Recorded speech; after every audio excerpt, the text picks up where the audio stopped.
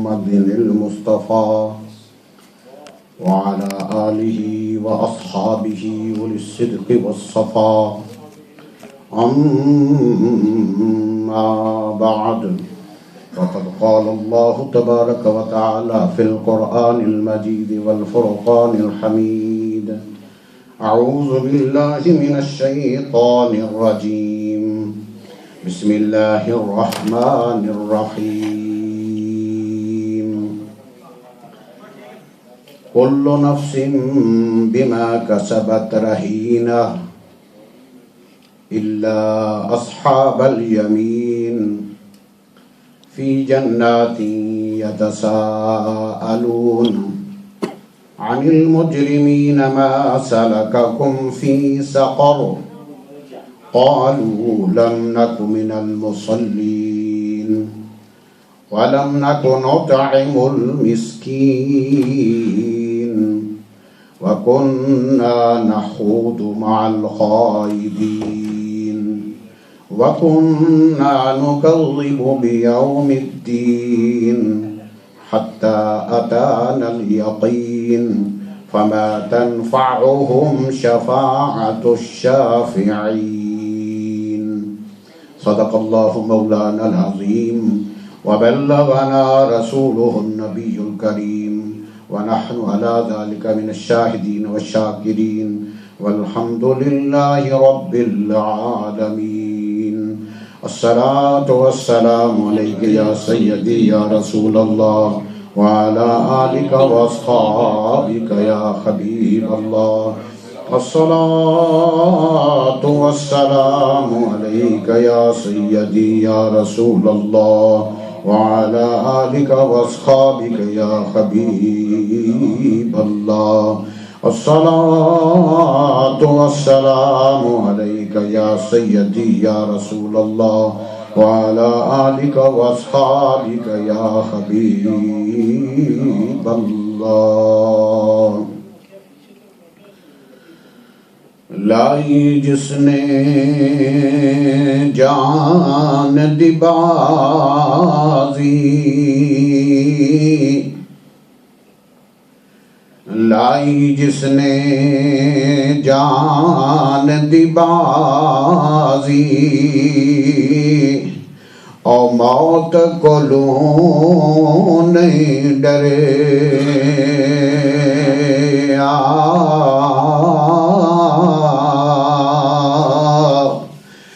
جیڑا مٹ گیا یار دی راہ وچ، او مر کے بھی نہیں مرے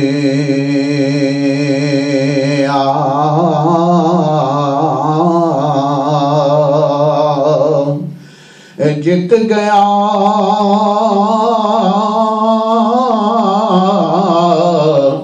جس سینہ کی تھی، جڑا بول پیا او ہر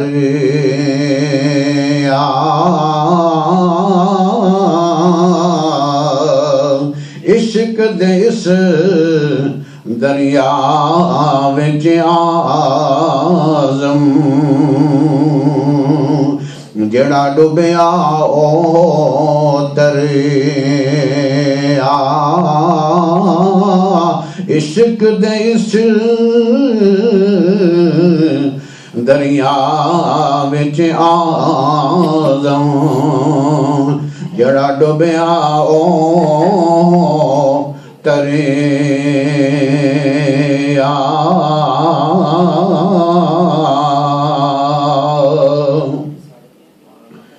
موضوع سامعین کرام، اللہ تبارک و تعالی جل مجدہ کا لاکھ لاکھ شکر ہے کہ اس رب ذوالجلال نے جمعۃ المبارکہ کی حاضری کی سعادت نصیب فرمائی.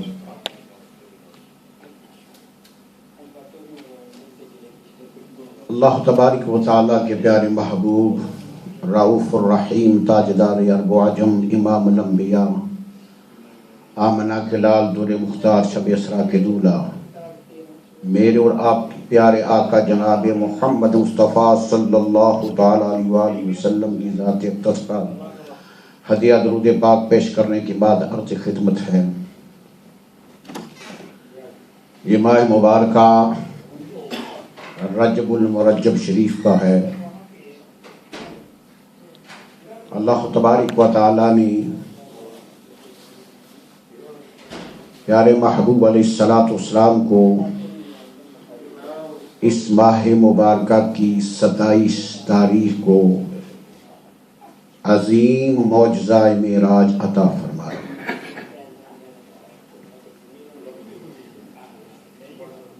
رب ذوالجلال کا لاکھ لاکھ شکر ہے کہ پہلے نبیوں کو جو کتابیں دی گئیں ان کے دنیا سے جانے کے بعد کتابوں کی صورت بدل گئی، کتابوں کے اندر کانٹ چھانٹ ہو گئی، تحریف ہو گئی۔ مالک کا لاکھ لاکھ شکر ہے کہ اس نے قرآن پاک کو اپنے ہاتھ میں رکھا،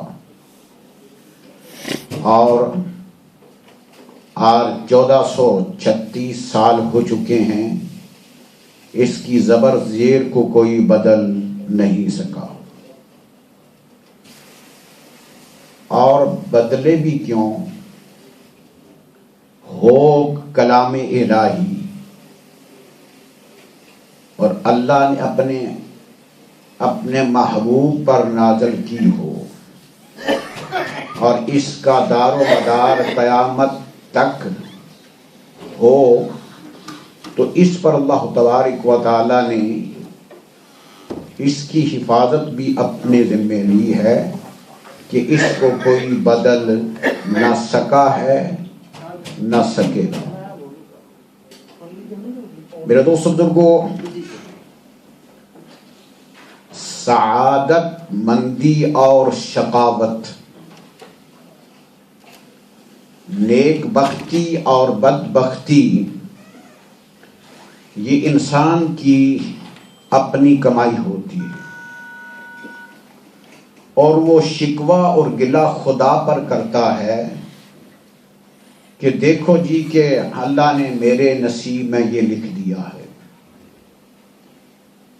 اور پھر کچھ سوچیں یہ کہتی ہیں کہ کوئی کسی کی سفارش نہیں چلتی نہ چلے گی۔ تو قرآن پاک چونکہ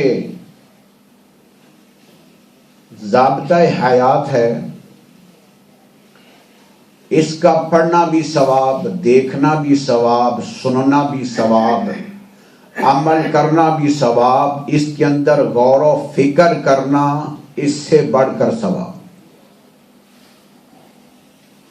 اللہ تبارک و تعالی نے لوگوں کی سوچ کے متعلق سورہ المدثر کے اندر ارشاد فرمایا، کل نفس بما کسبت رہینہ،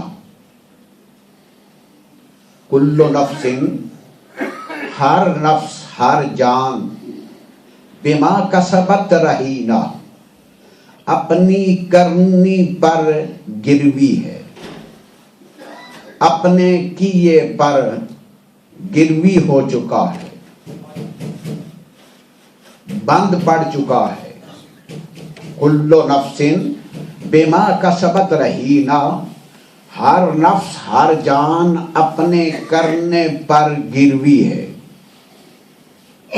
الا اصحاب الیمین، مگر دائیں طرف والے لوگ، مگر دائیں طرف والے لوگ، فی جنات یتساءلون عن المجرمین، فی جنات یتساءلون، وہ جنت والوں سے سوال کرتے ہیں،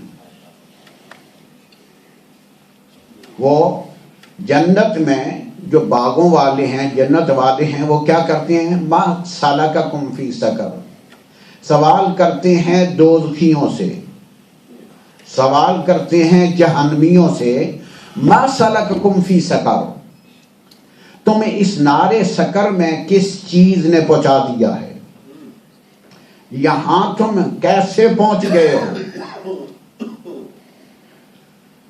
اب اگر تقدیر کے اندر یہ بات لکھی ہوتی کہ رب نے ان کی تقدیر میں لکھ دیا تھا کہ یہ جہنمی ہیں، تو وہ فوراً صاف صاف کہہ دیتے، وہاں پر دوسری بات کی گنجائش ہی نہیں تھی کہ جہنم میں تو پہلے پہنچ چکے ہیں، اب وہاں سے نکلنے کی انہیں پڑی ہوئی ہے کہ کیسے نکلیں گے، تو وہاں پر وہ یہ نہیں کہہ سکتے کہ ہمیں تقدیر نے یہاں لا کھڑا کیا ہے۔ انہوں نے سچی بات کر دی۔ کیا سچی بات تھی؟ انہوں نے کہا کہ ما سلککم فی سقر کا سوال کرنے والوں، اس کا جواب سنو، قالوا لم نک من المصلین، کہ ہم نماز نہیں پڑھا کرتے تھے۔ دوزخی کہہ رہے ہیں قالوا لم نک من المصلین، ہم نماز نہیں پڑھا کرتے تھے۔ وَلَمْ نَكُ نُطْعِمُ الْمِسْكِينَ، اور مسکینوں کو کھانا نہیں کھلایا کرتے تھے۔ اب یہ جنتی سوال کر رہے ہیں کہ تم یہاں کون سی چیز لے آئی ہے؟ تو جہنمی بتا رہے ہیں کہ ہم نماز نہیں پڑھتے تھے۔ میرے دوست بزرگوں، نمازی وہ ہے جو 5 وقت کی پڑھے، 4 کی پڑھے، 1 کی نہ پڑھے، وہ نمازی نہیں ہے۔ 1 کی پڑھے 4 چھوڑ دے، وہ نمازی نہیں ہے۔ صرف جمعے والے دن پڑھے، باقی دن نہ پڑھے، وہ نمازی نہیں ہے۔ عید کی نماز پڑھے، باقی فرض نماز کوئی نہ پڑھے، وہ نمازی نہیں ہے۔ جنازہ پڑھ لے، فرض نہ ادا کرے، وہ نمازی نہیں ہے۔ تو جنتیوں کے سوال پر جہنمیوں نے پہلے جو جواب دیا وہ کہا کہ لم نک من المصلین، اے ہم سے سوال کرنے والوں کہ ہم نماز نہیں پڑھتے تھے، اور پھر غریبوں کو کھانا نہیں دیا کرتے تھے۔ یہ دوسرا سوال پھر امیروں کے لیے، غریبوں کے لیے، غریب خود بھوکے ہوتے ہیں۔ امیروں کے لیے دوسرا سوال ہے کہ ہم غریبوں کو کھانا نہیں دیا کرتے تھے۔ پھر تیسری بات ہمیں جہنم کے اندر کیا لے کے آئی ہے؟ وَكُنَّا نَخُوضُ مَعَ الْخَائِضِينَ۔ میرے دوست بزرگوں، یہ قرآن ہے، نہیں کہہ سکتے کہ یہ آیت مرفوع نہیں ہے، یہ ضعیف ہے، نہیں، قرآن کی ایک آیت کا انکار بھی کفر ہے۔ رب ذوالجلال فرماتا ہے وَكُنَّا نَخُوضُ مَعَ الْخَائِضِينَ، اور ہم بیہودہ لوگوں کی باتوں میں لگ جایا کرتے تھے۔ ہم بیہودہ لوگوں کے پاس بیٹھ کے بیہودگی میں لگ جایا کرتے تھے۔ اب یہ کون کہہ رہا ہے؟ جو جہنم کے اندر پہنچ چکے ہیں وہ کہہ رہے ہیں، اور وہ ہمیں سمجھا رہے، ہمیں بتا رہے ہیں کہ دنیا والوں، اللہ تبارک و تعالیٰ کی نگاہ سے کوئی نہیں چھپ سکتا۔ اور یہ تیسرا جو جواب ہے وَكُنَّا نَخُوضُ مَعَ الْخَائِضِينَ، کہ وہ بیہودہ محفلوں کے اندر بیٹھتے تھے، بیہودہ گفتگو کرتے رہتے تھے، رات دن 24 گھنٹوں کے اندر ہر قسم کی بے جا بحثوں کے اندر پڑے رہتے تھے، بیہودگی کی باتیں کرتے بھی تھے، سنتے بھی تھے۔ اس لیے میرے دوست بزرگوں، ہمیں اپنے آپ کو جھنجھوڑنا چاہیے، ہمیں اپنے آپ کو جھنجھوڑنا چاہیے، اللہ کے کلام کے ساتھ برسر پیکار نہیں ہونا چاہیے، ہمیں اپنے آپ کو بدلنا چاہیے، نہ کہ قرآن کو بدلنے کا ہم خواب دیکھیں۔ وَكُنَّا نَخُوضُ مَعَ الْخَائِضِينَ، آج یہ بات مسلمانوں کو تباہ کر رہی ہے کہ ہر بیہودگی کے اندر بڑی زینت ہے، وہ محفلیں جوبن پر ہیں، وہ محفلیں دن رات مزین ہے، چل رہی ہیں، لیکن جو آخرت کے اندر فائدہ دینے والی محفلیں ہیں، وہ جگہ ہیں، وہ غیر آباد ہیں، ویران ہیں۔ تو جہنمی کہہ رہے ہیں کہ ہم نمازی نہیں تھے، آج ہم ایک پڑھ لیتے ہیں تو پھولے نہیں سماتے تو ہم تو نمازی ہو گئے۔ میرے دوستو، نمازی بننا بہت مشکل ہے، جس وقت نماز نہیں پڑھتے، غریبوں کو کھانا نہیں دیتے، بیہودہ محفلوں کو چھوڑتے نہیں، تو اب یہ بتائیں کہ نماز کا کام کیا ہے؟ ڈاکٹر ایک گولی دیتا ہے، نفع نہیں دیتی، فائدہ نہیں ہوتا، تو فوراً شکایت کی جاتی ہے، ڈاکٹر یہ گولی مجھے فائدہ نہیں دے رہی۔ تو نماز کی جو ڈوز ہے، یہ اللہ تبارک و تعالیٰ نے فرمایا کہ یہ نماز بے حیائیوں برائیوں سے منع کرتی ہے۔ ان الصلاۃ تنہی عن الفحشاء والمنکر، بے شک نماز برائیوں اور بے حیائیوں سے منع کرتی ہے۔ ہم بے حیائی بھی کرتے ہیں، برائی بھی کرتے ہیں، لیکن نمازی بھی ہیں۔ لہذا نماز اپنا کام نہیں کر رہی۔ آج ان چیزوں سے مسلمان برباد ہو رہا ہے، اسلام کو داغدار کر رہا ہے، اسلام بدنام ہو رہا ہے، برے کام مسلمان کر رہا ہے، بدنام اسلام ہو رہا ہے۔ لیکن جاء الحق وزهق الباطل ان الباطل کان زہوقا، حق آ کر رہے گا، باطل مٹ کے رہے گا۔ تو دین اسلام مٹنے کے لیے نہیں آیا، بلند ہونے کے لیے آیا، اور قیامت تک کے لیے اس دین اسلام پر کاربند رہنے والے ہوں گے۔ تو اللہ تبارک و تعالیٰ نے یہ قرآن ہمیں اس لیے عطا فرمایا ہے کہ یہ ہمیں برے راستے سے نکال کر، بری سوچ سے نکال کر، بری سنگت سے نکال کر، بری عادات سے نکال کر، برائیوں سے اور خطاؤں سے نکال کر کے ہمیں جنت کے راستے پر لے آئے۔ اس قرآن پاک کا مدعا یہ ہے۔ اور پھر اللہ تبارک و تعالیٰ نے ہر دور کے لیے اس قرآن پاک کے اندر ہماری رہنمائی کا ذریعہ رکھا ہوا ہے۔ یہ الگ بات ہے کہ ہم قرآن پاک کے دل سے لگا کے رکھیں گے، لیکن عملی دنیا میں ہم اسے نکال کے باہر پھینک دیں گے، تو پھر یہی حشر ہوتا ہے کہ ہر طرف مسلمان مار کھا رہا ہے، ہر طرف مسلمان مار کھا رہا ہے۔ اس کی اصل وجہ یہ ہے کہ جس وقت اللہ تبارک و تعالیٰ کے کلام پر ہم ایمان رکھتے ہیں تو پھر اس پر عمل کی بھی کوشش کریں۔ یعنی دنیاوی گفتگو 24 گھنٹے ہوتی رہے تو نہ کوئی بور ہوتا ہے، نہ اسے دیر ہوتی ہے، نہ وہ لیٹ ہوتا ہے، لیکن جب اللہ کا قرآن پڑھا جائے تو اس سے جی اکتا جاتا ہے۔ کیا وجہ ہے؟ دل ایمان سے خالی ہے۔ جب تلاوت قرآن پاک سے جی گھبرا جائے تو سمجھ لیں کہ دل ایمان سے فارغ ہے، اس دل کے اندر ایمان نہیں ہے۔ تو اللہ تبارک و تعالیٰ کی ذات مسلمان کو جھنجھوڑتی ہے کہ کل نفس بما کسبت رہینہ، کہ ہر نفس یہ جان لے کہ جو کچھ اس نے کیا ہے وہ بر رہا ہے، جو کچھ اس نے کیا ہے وہ بر رہا ہے، اس کے اندر وہ گروی ہو چکا ہے، اپنی کرنی کے اندر وہ گروی ہو چکا ہے۔ اور پھر جس وقت تو اپنے کیے کی سزا پاتا رہے گا تو شکوہ خدا پر کرے گا تو وہ رعونت اور بڑھتی چلی جائے گی، دل اور کالا ہوتا چلا جائے گا۔ پھر وہ سمجھنے پر مجبور ہو جاتا ہے کہ جو میں کر رہا ہوں وہ حق ہے، جو دوسرا کر رہا ہے وہ باطل ہے۔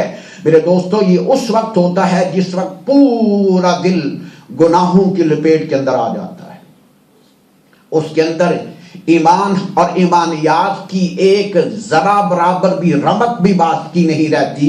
تو اللہ تبارک و تعالیٰ نے فرمایا کہ مجھ پر شکوہ نہ کرو، تقدیر پر شکوہ نہ کرو، اپنے کیے پر سوچو، اپنے کیے پر سوچو کہ ہم کیا کرتے ہیں۔ قربان جاؤں اللہ تبارک و تعالیٰ کے محبوب کے یاروں پر، سیدنا فاروق اعظم رضی اللہ تعالی عنہ کی ذات وہ ذات ہے جنہیں حضور نے مانگ کے لیا ہے۔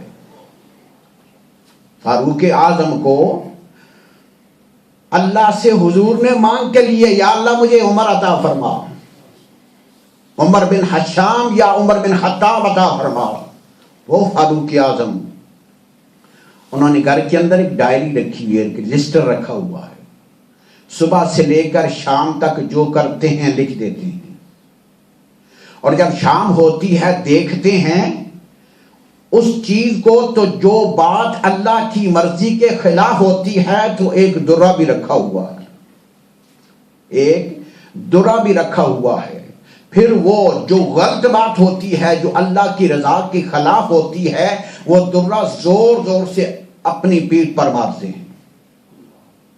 جس وقت وصال ہوا تو غسل دینے والوں نے دیکھا کہ فاروق اعظم کی پیٹھ پر دروں کے نشان ہیں۔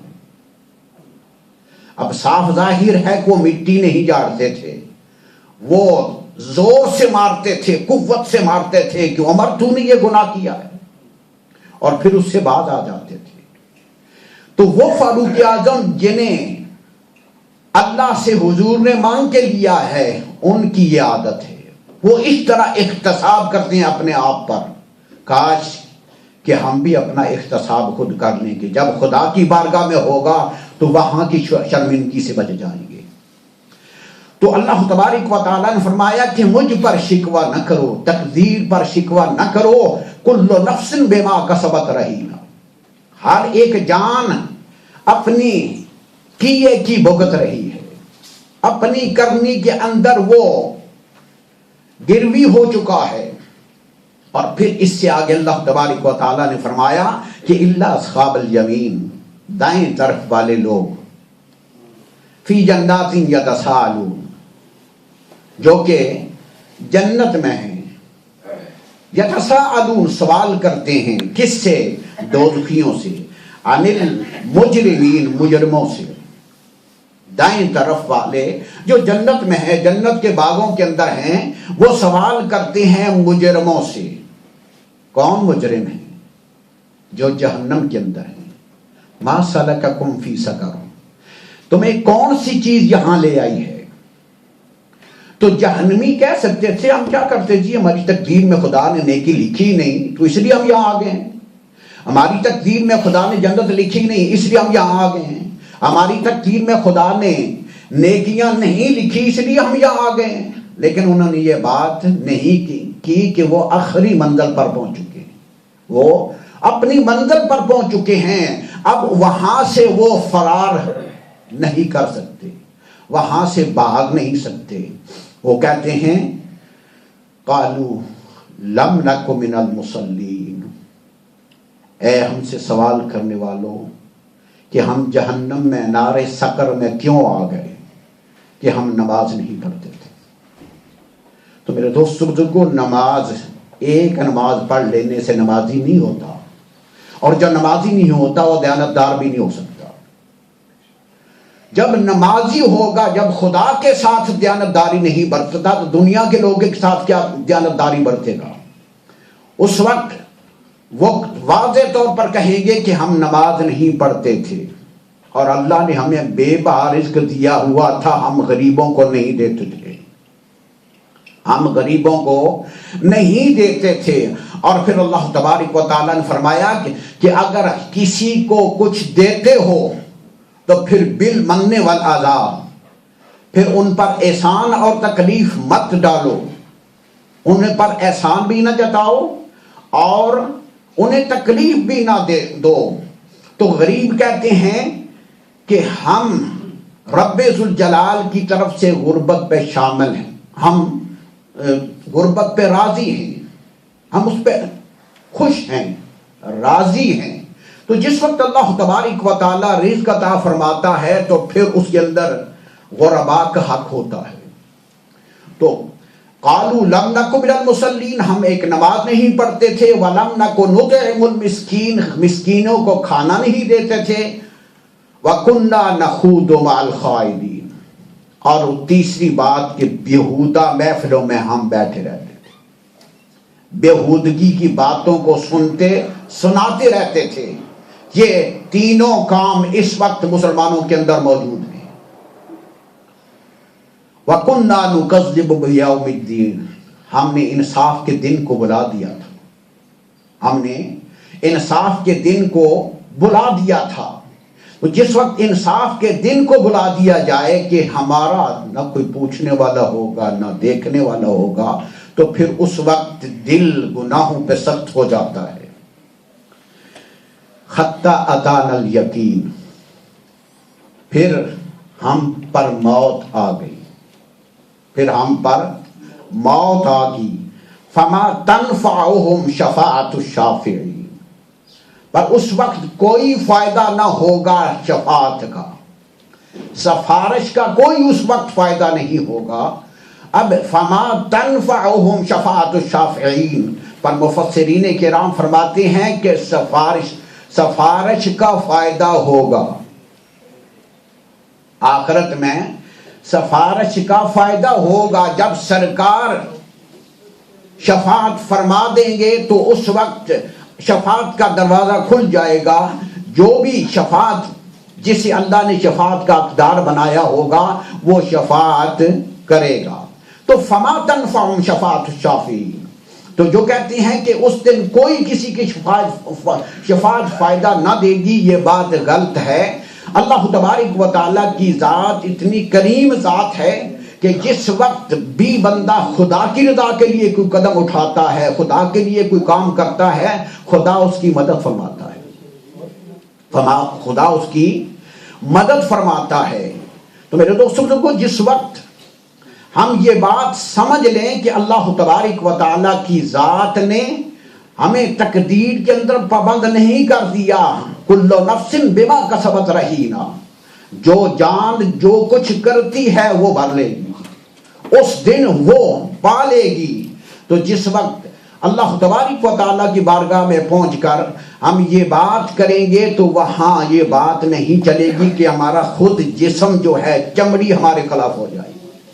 آج جس کی خاطر، اولاد کی خاطر، جسم کی خاطر ہم خدا کی نافرمانی میں اتر آتے ہیں، ہم بڑے سے بڑا گناہ کرنے سے دریغ نہیں کرتے، کل یہ اپنا جسم، اپنی چمڑی یہ خود ہمارے مخالف ہو جائے گی، پھر کیا کریں گے؟ تو جس وقت اپنی چمڑی مخالف ہو جائے گی تو پھر اس بات کو ماننا پڑے گا کہ اللہ تبارک و تعالیٰ نے جو فرمایا کل نفس بما کسبت رہینا، سورہ مدثر، اللہ تبارک و تعالیٰ نے آیت نمبر 38 کے اندر فرمایا کہ ہر اس دن جس نے جو کیا ہوگا وہ بر رہا ہوگا۔ تو اللہ کی رضا کے لیے جو بھی قدم اٹھایا جاتا ہے اللہ کی بارگاہ میں قبول ہوتا ہے۔ حضرت موسیٰ علیہ السلام کی قوم کا ایک فرد 70 سال دن کو اپنا کاروبار کرتا ہے، رات کو اللہ کی عبادت کرتا ہے۔ ایک یہودی موسیٰ علیہ السلام کی قوم کا 70 سال، 70 دن نہیں 70 سال رات کو اللہ کی عبادت کرتا ہے، دن کو اپنا کاروبار کرتا ہے، مانگ کے نہیں کھاتا، لوٹ کے نہیں کھاتا، قتل کر کے نہیں کھاتا، غیبت اور حسد کر کے نہیں کھاتا، اپنی حلال کی کمائی کھاتا ہے۔ تو جب حلال کے لیے نکلتا ہے تو خدا کی مدد اس کے ساتھ ہوتی ہے۔ اپنے نفس کو وہ ہر وقت ہاتھ میں رکھتا ہے کہ خدا سے ڈر، اے میرے دل، اے میرے نفس، اللہ سے ڈرتا رہے، کہ اللہ نے ڈرنے کا حکم دیا ہے۔ جس وقت اپنا سامان تجارت لے کر ایک مقام پر ایک امیر کے گھر پر پہنچا تو امیر زادی نے دروازہ کھول کے دیکھا تو حسین و جمیل ہے، تاجر ہے، تجارت کر رہا ہے، سامان بیچ رہا ہے۔ امیر زادی کے دل کے اندر خوف خدا نہیں تھا، دولت کا گمنڈ تھا، فوراً اس پر فریفتہ ہو گئی۔ امیر زادی اسے تاجر کو دیکھ کر کتنا حسین و جمیل ہے، اسے خدا نے کتنا خوبصورت بنایا ہے، فریفتہ ہو گئی اور فوراً برائی پر تل گئی، فوراً برائی پر تل گئی۔ تو جس وقت برائی کا ارادہ دل کے اندر آتا ہے تو لالا جی اپنے گھر سے چل پڑتے ہیں۔ وہ لالا جی جو مسلمان کے ایماندار کے دشمن ہیں، ابلیس فوراً حرکت میں آ جاتا ہے، آ کے کہا کہ امیرزادی جو کچھ کر رہی ٹھیک کر رہی ہے، یہ حسن تمہیں کم ملے گا، تیرا گھر والا تو خوبصورت نہیں ہے، یہ خوبصورت ہے، اسے کور کر لے، فوراً اسے سمیٹ لے۔ تو اندر لے گئی، کہا کہ تیرا تھوڑا سا تو مال ہے، میرے پاس بے بہا ریشمی کپڑے ہیں، خوبصورت کپڑے ہیں، بڑا مال ہے، بے بہا مال ہے، چھوڑ اس کام کو، در در کی ٹھوکریں کھاتا ہے، تیرا حسن خراب ہو جائے گا، تیرا حسن برباد ہو جائے گا، یہاں آ، میں ہر طرف سے تیری حفاظت کروں گی، دیکھ بھال کروں گی، تیرے حسن کو برقرار رکھوں گی۔ تو اس کے دل کے اندر یہ بات آ گئی، یہ جو کہہ رہی ہے ٹھیک کہہ رہی ہے، میں ہر در کی ٹھوکریں کھاؤں گا۔ تھوڑی دیر کے لیے نفس ساتھ چھوڑ گیا، بے قابو ہو گیا۔ نفس نے کہا جو عورت کہہ رہی ہے ٹھیک کہہ رہی ہے، یہ تو خاطر مدارت کرے گی، مال مفت کا مل جائے گا۔ فوراً دل کے اندر جو خوف خدا تھا وہ جاگ اٹھا، کہا کہ اے انسان 70 سال تو خدا سے وعدے کرتا رہا، 70 سال کی راتیں تو نے خدا کے پاس گزاری ہیں، اب ایک ساتھ کے لیے تو اس کا ساتھی ہو گیا ہے، اللہ سے ڈر۔ عورت نے دروازہ بند کر لیا، کہا کہ جب تک اپنا جسم میرے حوالے نہیں کرتے میں یہ دروازہ نہیں کھولوں گی، میں خدا کی قسم کھا کے کہتی ہوں نہیں کھولوں گی۔ میرے دوستو، جس دل کے اندر خوف خدا ہوتا ہے وہ ڈر گیا۔ اللہ نے فرمایا افلا یتدبرون القرآن، قرآن کے اندر غور و تدبر کرو۔ ایک سال کی عبادت ایک طرف، ایک سیکنڈ کا جو غور و فکر ہے وہ ایک طرف ہے۔ اس خوف خدا رکھنے والے نے سوچا، اسے کہا مجھے کچھ تھوڑی مہلت دے، مجھے سوچنے دے، مجھے غور کرنے دے۔ اس نے کہا کہ میں قسم کھاتی ہوں دروازہ نہیں کھولوں گی جب تک تو مجھے تو اپنے آپ کو میرے حوالے نہیں کرتا، تو دروازہ نہیں کھلے گا، سوچ لے جو سوچنا ہے۔ اس نے کہا مجھے 2 رکعت نماز ادا کرنے دے، 2 رکعت نماز ادا کرنے دے۔ صاف ظاہر ہے کہ نماز سے پہلے وضو ہوتا ہے، وضو کیا تو 2 رکعت ادا کرنے کے لیے چھت پر چڑھ گیا۔ چھت پر چڑھ گیا تو عورت مطمئن ہے کہ گیٹ سے جائے گا، ویسے کہاں جا سکتا ہے۔ اس نے نماز ادا کر کے کہا پروردگار عالم 70 سال میں راتیں تیرے پاس رہا ہوں، تیرے خوف کے اندر 70 راتیں گزاری ہیں، پروردگار عالم اس وقت میرے لیے کوئی راستہ نکال، مجھے یہاں سے بچا دے، اس گناہ سے، اس عظیم گناہ سے مجھے بچا لے۔ تو رب ذوالجلال کی ذات بڑی بے نیاز ذات ہے، جس وقت اس خدا پر بھروسہ ہو جائے